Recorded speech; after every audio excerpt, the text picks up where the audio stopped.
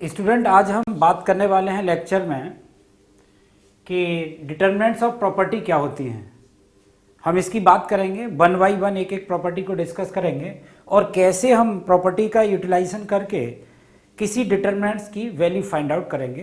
तो आज हम इसको देख लेते हैं, वन बाई वन हम प्रॉपर्टीज की बात करेंगे। तो उनमें से एक प्रॉपर्टी है, property if all entries in any row or column of a determinants are 0, then the value of determinants is equal to 0।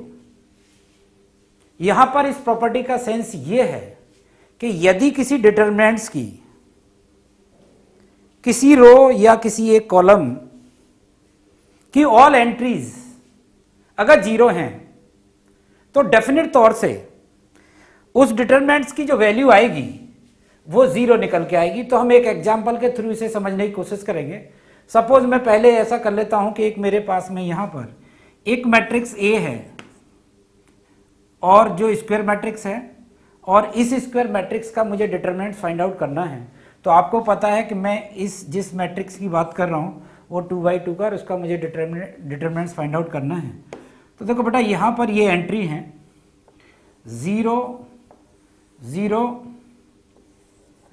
A2 B2। तो इन्होंने क्या कहा, if all entries in any row और column of a determinants are 0।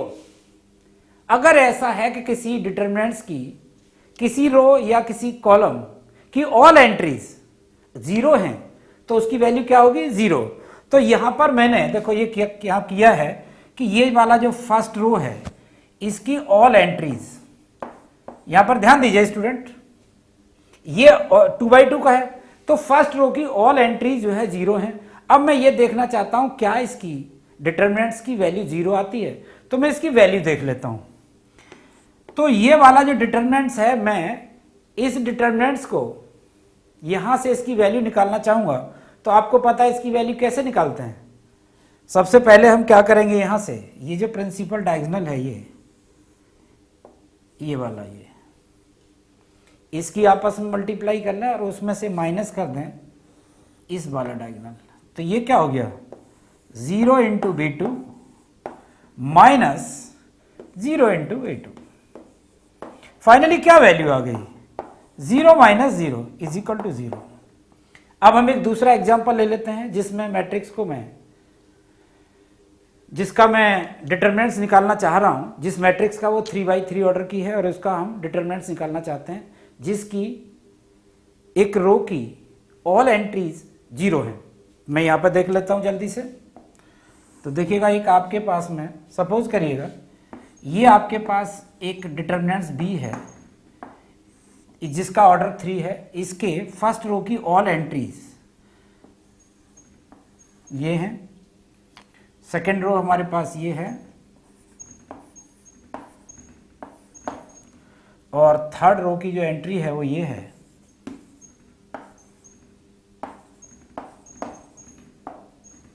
हमें यहां पर इस determinants की वैल्यू निकालना है।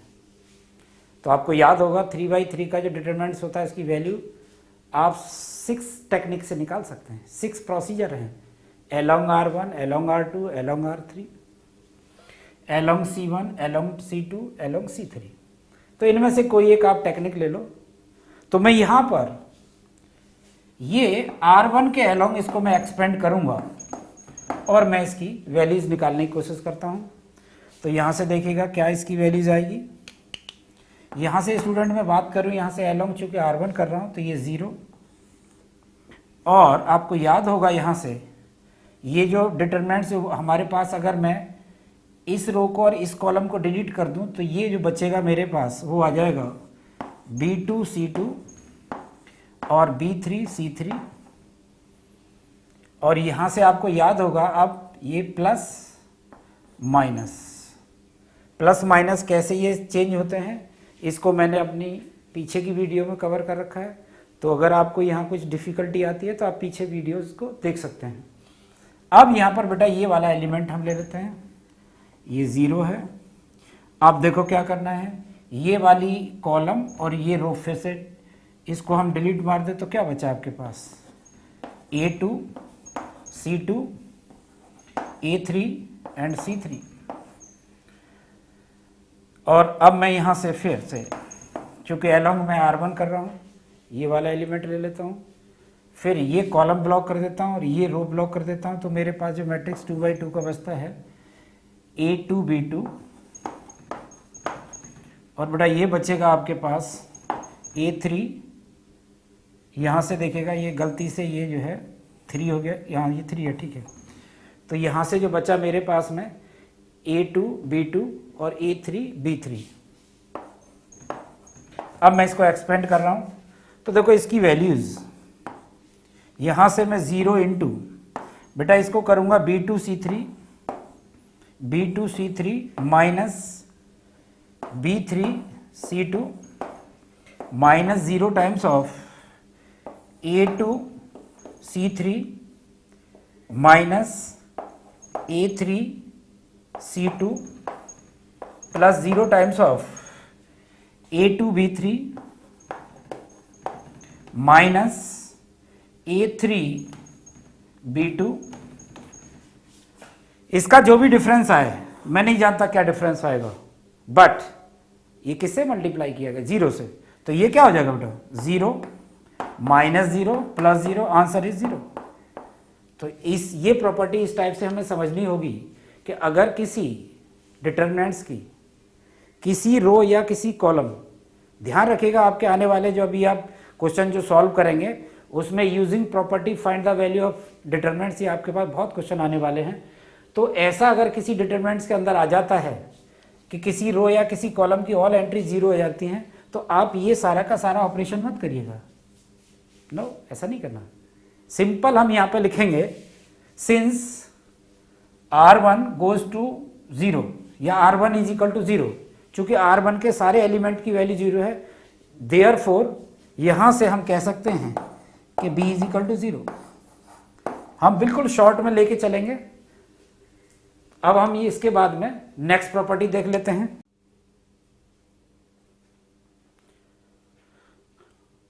हाँ तो स्टूडेंट हम प्रॉपर्टी नंबर 2 देखते हैं। The value of determinants remain unchanged if its row and column are interchange.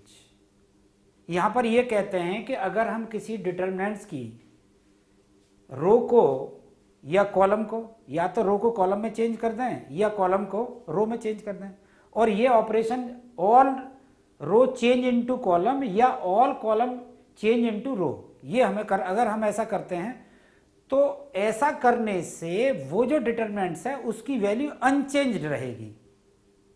तो मैंने यहां पर एक एग्जांपल के लिए एक डिटरमिनेंट्स ए ले लिया है और मैं ऐसा मान के चला हूं कि ये 3 ऑर्डर का हमारे पास डिटरमिनेंट्स है जिसकी entry A1 B1 C1 A2 B2 C2 A3 B3 C3।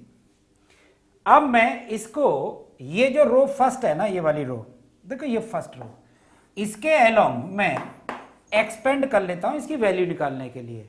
तो एक्सपेंडिंग अलोंग फर्स्ट रो, यहां से हम फर्स्ट रो के अलोंग इसको एक्सपेंड कर लेते हैं। तो आपको याद होगा यहां पर ये प्लस में कंसीडर होता है, ये माइनस में होता है और ये प्लस में होता है। तो A1 को मैंने बाहर ले लिया है, तो A1 जब मैं इस A1 को लूंगा तो बेटा ये रो और ये देखो, ये वाला कॉलम और ये रो दोनों ब्लॉक हो जाएंगी। तो ये वाला जो आपके पास में ये वाला जो डिटरमिनेंट बचा ये इसके सामने कॉपी करेंगे। फिर हम यहां से B1 लिया है और चूंकि B1 नेगेटिव होगा, अब मैंने यहां से ये वाला कॉलम और इस रो को मैंने ब्लॉक कर दिया है। तो A2 C2 A3 C3 value, यहां पर हमें एक डिटरमिनेंट मिल गया 2/2 का। फिर हमने यहां से C1 ले लिया है और ये वाला कॉलम आपका C3 और R1 ब्लॉक कर दिया, तो A2 B2 A3 B3 ये मिला। फिर हमने इसको, इसकी 2/2 के मैट्रिक्स की आपको डिटरमिनेंट्स की पता है वैल्यू कैसे निकालते हैं। यहां से मैंने A1 को बाहर रखा, तो देखो B2 C3 minus B3 C2, B1 मैंने बाहर रखा यहां से A2 C3 और यहां से A3 C2 प्लस C1 को यहां पे बाहर रखा है, फिर A2 B3 और A3 B2। इसको हमने सॉल्व किया। सॉल्व करने के बाद ये जो डिटरमिनेंट था इसकी वैल्यूज आ गई बेटा ये निकल करके यहां से। अब मैंने क्या किया, चूंकि इन्होंने कहा है the value of determinant remain unchange if its row and column are interchange. अब मैं ये देखता हूं क्या इस प्रॉपर्टी का वेरिफिकेशन होगा। अब मैंने जितनी भी रो थी इनको कॉलम में चेंज कर दिया, तो देखो रो 1 थी वो कॉलम में ट्रांसफर हो गई है, रो जो R2 था वो C2 में चेंज हो गया, ये C3 में चेंज हो गया। अब मैं ये वाला जो डिटरमिनेंट्स है इसकी वैल्यूज फाइंड आउट करता हूं, अगर इसकी वैल्यूज के आइडेंटिकल आ गई तब ये प्रॉपर्टी हमारी प्रूफ हो जाएगी। तो प्रॉब्लम कुछ नहीं है, हमने C1 के अलोंग हम इसको एक्सपेंड कर लेते हैं। तो देखो यहां पर एक्सपेंड करता हूं मैं, तो बेटा ये क्या हुआ, यहां से मैं C1 के अलोंग कर रहा हूं तो देखो ये प्लस में कंसीडर होगा A1, और ध्यान रखिएगा इसमें ये वाला कॉलम और ये रो, तो आपके पास क्या बचा B2 B3, और यहां से क्या रह गया बेटा ये रह गया आपके पास में C2 C3। तो ये प्लस में कंसीडर होगा, ये माइनस में कंसीडर होता है, आपको पता ही है माइनस, और यहां पर ले लूंगा मैं ये B1 आ जाएगा। अब इसको लिख लेते हैं, तो देखो ये वाली रो जो है ब्लॉक हो जाएगी, ये कॉलम ब्लॉक हो जाएगा, तो आपके पास बचेगा यहां से A2 और A3, और बेटा यहां पर आ जाएगा ये C2 और ये C3। उसके बाद में फिर मैं यहां से C1 ले लेता हूं, तो प्लस C1 यहां से ये, और यहां क्या बचने वाला है उसको देख लेते हैं। तो ये वाली रो और ये कॉलम, तो A2 A3 और यहां से बेटा बचेगा B2 और ये B3। अब जरा देख लेते हैं इसकी, देखो आप इसको हम अभी देखना, इसको बाहर ही रखते हैं, तो A1 टाइम्स ऑफ, देखो इसका इसमें मल्टीप्लाई होगा तो ये क्या आ जाएगा B2 C3 माइनस यहां से B3 C2 माइनस B1, ये आ गया बेटा यहां से A2 C3, और यहां से आ जाएगा ये माइनस का A3 C2। इसको करने की कोशिश करते हैं, तो प्लस C1, और ये C1 देखो क्या आ जाएगा यहां से, ये आ जाएगा आपके पास A2 B3 minus A3 B2। अब जरा सॉल्व करके देखो, यहां से आप जब A1 की मल्टीप्लाई इसमें करेंगे तो आपको क्या मिलेगा A1 B2 C3, देखना यही मिल गया आपके पास, बिल्कुल मिल गया साहब। फिर हम A1 की मल्टीप्लाई अंदर इसमें वाले में करेंगे, तो यहां पर क्या मिलेगा A1 B3 C2 माइनस का, तो A1 यहां से देखिएगा A1 ये मिलेगा B3 C2, तो देखो फिर से यही मिल गया और नेगेटिव मिल गया, बिल्कुल एज इट इज मिला। माइनस का अब हम इसकी बात कर लेते हैं, यहां से देखो क्या मिलने वाला है B1 A2 C3, देखो ये माइनस का मिल गया। अब हम फिर इसकी मल्टीप्लाई इसमें करेंगे तो ये पॉजिटिव मिलेगा, और ये क्या मिलेगा B1 A3 C2, सो B1 देखना यहां से B1 A3 C2, सो B1 A3 C2, ये वाला भी पार्ट मिल गया। अब हम इसकी बात कर लेते हैं, तो यहां से क्या मिल जाएगा C1 A2 B3 मिल गया। फिर आप इसकी मल्टीप्लाई इसमें करेंगे तो C1 A3 B2, ये नेगेटिव का ही मिलेगा, सो C1 B2 A3। तो अब आप इस टाइप से समझ गए कि इसकी वैल्यू जो आएगी वो वैल्यू भी वही आई है जो डिटरमिनेंट्स ऑफ ए की आई है। तो यहां पर हमें यह समझना पड़ेगा कि अगर मैं किसी डिटरमिनेंट्स की रो को कॉलम में चेंज कर दूं या कॉलम को रो में चेंज कर दूं, तो उस डिटरमिनेंट्स की नेट वैल्यू पर जो न्यूमेरिकल वैल्यू आने वाली है कोई चेंज नहीं आएगा। तो ये प्रॉपर्टी हमारी वेरीफाई हो गई। हाँ तो स्टूडेंट अब मैं बात थर्ड प्रॉपर्टी कर लेता हूँ। और थर्ड प्रॉपर्टी क्या, देखिए आप, इफ एनी टू रोज और column of determinants are interchanged then the sign of determinants change.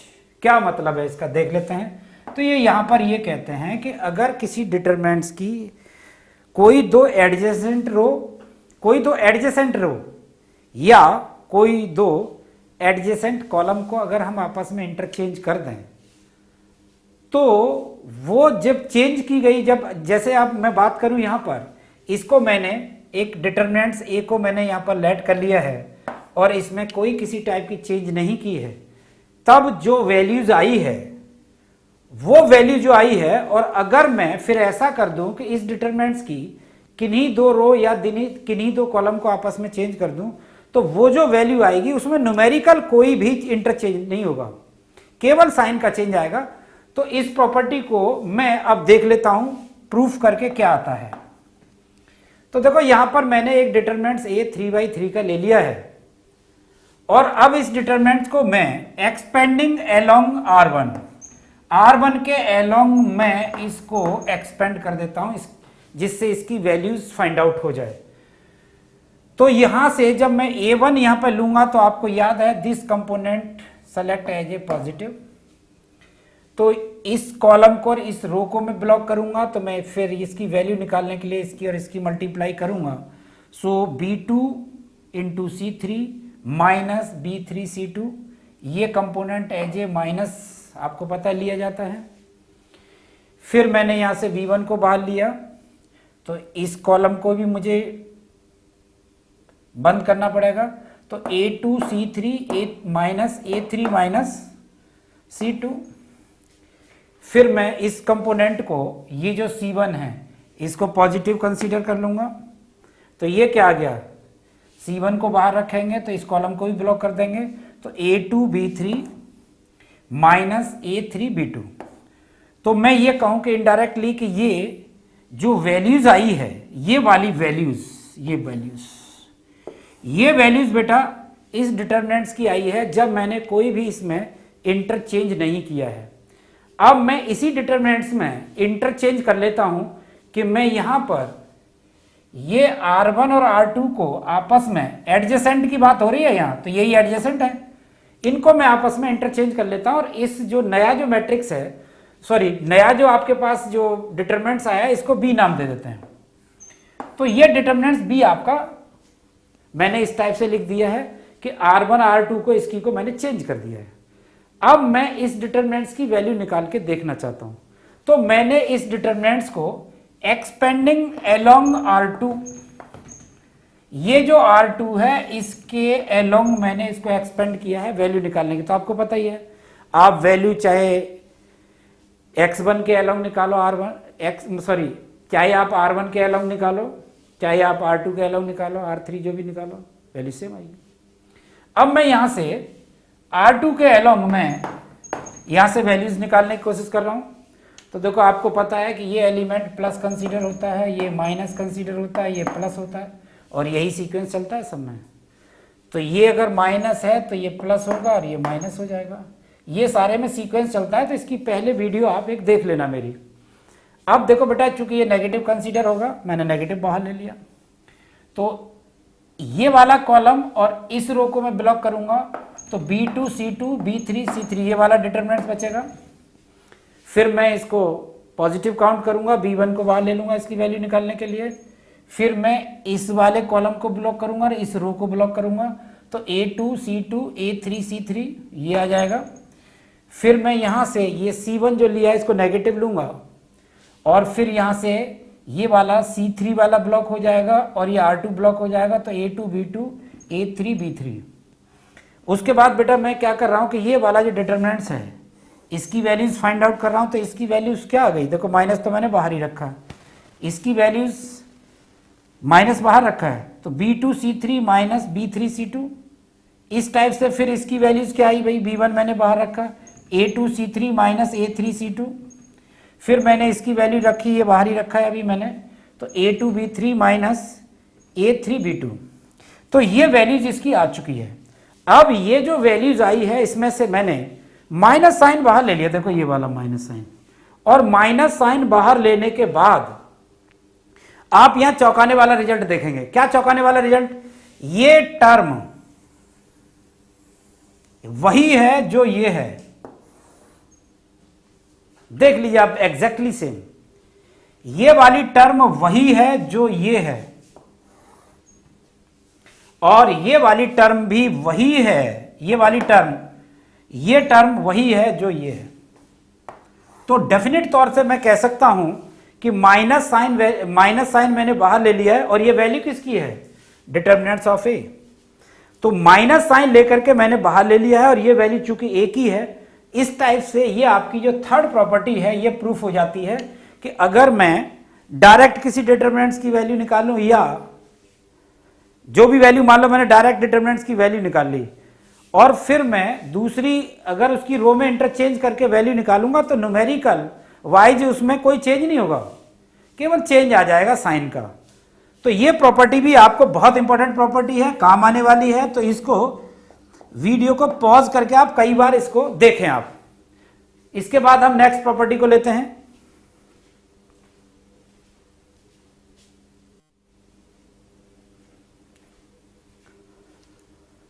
तो स्टूडेंट अब हम यहां पर फोर्थ प्रॉपर्टी देख लेते हैं। फोर्थ प्रॉपर्टी क्या कहती है?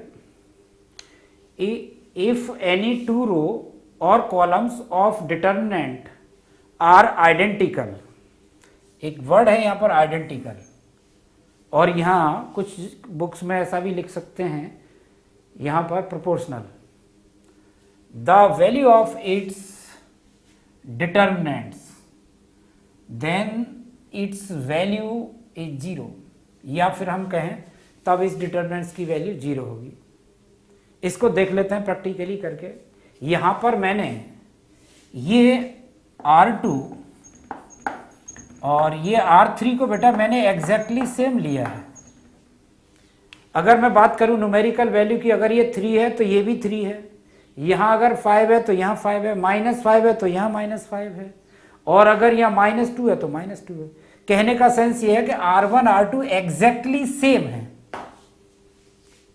तब हमें यह प्रूव करना है कि इस डिटर्मिनेंट्स ए की वैल्यू 0 होगी। तो एक्सपेंडिंग एलोंग, अब ये वाला मैं डिटर्मिनेंट देखना चाहता हूं क्या इसकी वैल्यू वाकई 0 होगी जब इसकी कोई दो रो या दो कोई कॉलम आइडेंटिकल हैं। तो मैं अब इसको एक्सपेंडिंग एलोंग R1 कर लेता हूं बेटा, R1 के एलोंग में इसको एक्सपेंड कर लेता हूं। तो देखो ये वाला एलिमेंट से पहले प्लस आता है, आपको पता है। तो अब यहां पर क्या बचेगा? ये कॉलम ब्लॉक करना, ये ये जो है रो ब्लॉक करनी है। तो आपके पास क्या बचा? आपके पास तो यही बचेगा ना। चलो मैं इसको और थोड़ा सा आपको ब्रीफ बता देता हूं ना यहाँ। तो अब देखो बेटा क्या आने वाला है आपका। तो यहां से जब मैं E1 के अलोंग जो R1 है, R1 के अलोंग में इसको एक्सपेंड करूंगा तो क्या क्या आने वाला वो देखिए आप। तो यहां से डिटर्मिनेंट्स ऑफ ए की वैल्यू निकालना चाह रहे हैं, तो ये A1 आएगा, और बेटा यहाँ क्या डिटर्मिनेंट्स बचेगा? देखो ये रो और ये कॉलम हम इसको ब्लॉक कर देंगे, तो ये बचेगा आपके पास B2C2 माइनस ये B1। अब क्या बचेगा? ये वाला कॉलम ब्लॉक हो जाएगा, ये रो ब्लॉक हो जाएगी, तो ये आ जाएगा A2 और बेटा यहां से हो जाएगा ये C2। अब यहां से ये C1 आ जाएगा जो प्लस का होगा, और अब ये कॉलम ब्लॉक और ये रो ब्लॉक, तो A2B2, और यहां से आ जाएगा A2B2। अब जरा देखो, आप अगर आपको प्रॉपर्टी याद हो तो हमने इससे पहले कहा था कि चाहे मैं हमारे पास में 2x2 का डिटर्मिनेंट्स हो या 3x3 का हो, और अगर उसकी कोई रो या कॉलम आइडेंटिकल होते हैं तो उसकी वैल्यू क्या होती है? 0 होती है। तो यहां पर देखो आप, ये वाला B1, ये वाला देखना, ये कॉलम C1 और C2 देखिए दोनों आइडेंटिकल हैं। यहां जो वैल्यू ये है उसी वही वैल्यू ये है, वही कंडीशन फिर इस पे भी आ रही है, और यही कंडीशन अब इस पे आ रही है। तो डेफिनेट तौर से यहां से इसकी जो आने वाली वैल्यूज है वो 0 आ जाएगी, सो a1 times of 0 minus b1 यहाँ पर रखेंगे तो इसकी वैल्यू भी 0 और बेटा प्लस का c1 टाइम्स ऑफ 0। फाइनली मैं बता दूं आपको 0 माइनस 0 प्लस 0 तो इसका तो कोई सेंस है नहीं, तो ये 0 हो गई। तो determinants of a is equal to 0। तो इस टाइप से ये आपकी फोर्थ प्रॉपर्टी है, इस प्रॉपर्टी का भी यूज होगा, तो आप इसे सीरियसली देख लीजिए एक बार।